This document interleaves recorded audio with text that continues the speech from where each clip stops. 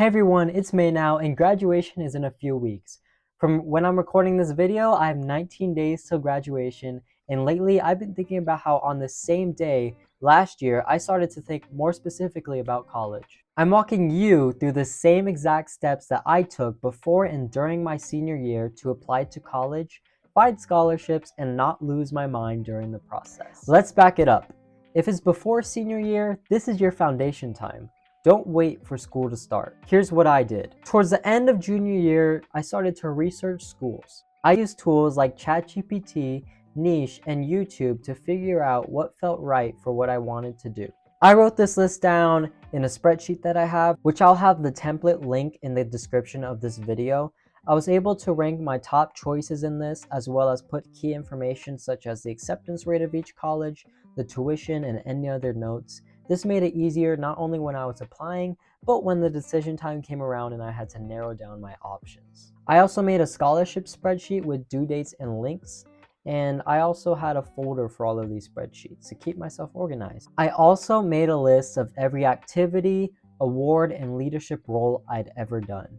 This assisted me when I made a resume, which I also recommend you do now. It also helped me for when teachers had me send over a brag sheet to make it easier for them to write college recommendation letters. I also have my brag sheet template in the description of this video. It doesn't have to be very intense, but it's good to have to assist yourself with those applications and scholarships.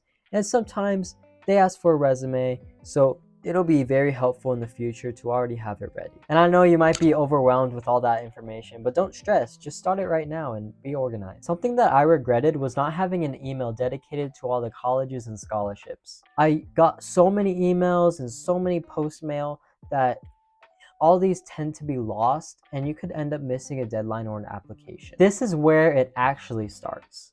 I built my college list from the college spreadsheet that I made back in May. I had a few reach, a few safety schools, and a few match schools, and I asked for my letters of recommendation around this time early from a teacher or a counselor. And if you take anything from this video, take that. Don't wait. If you ask them a week prior, they're either not going to do it or it'll just be mid. Common App and UC apps open in August. I highly recommend using the Common App for your applications, as your info will be transferable from each college that you apply to. Get your personal statement essay drafted early, even if it sucks at first. You'll thank yourself later. This is when those deadlines start hitting. Early decision applications, which are binding applications for a college where you're for sure going, are mostly due on November 1st, and even some priority deadlines are due in November. And if you miss those priority deadlines for those schools, you may not be considered to those scholarships. For some schools, it's not just applying, it's sending test scores, transcripts, and asking for fee waivers if you need them. Around this time in November, I was constantly checking portals and emails, so just stay on top of things. This is early action season. These non-binding applications are typically due somewhere between December and January. Some schools are around January 15th, but either way, you gotta get those applications in. I submitted all my apps for all the different deadlines early, which I highly recommend. You don't want to spend your holidays fighting your Wi-Fi and the application page doesn't load and you can't apply. This is around that time when those decisions roll in. But don't just sit around, apply for scholarships.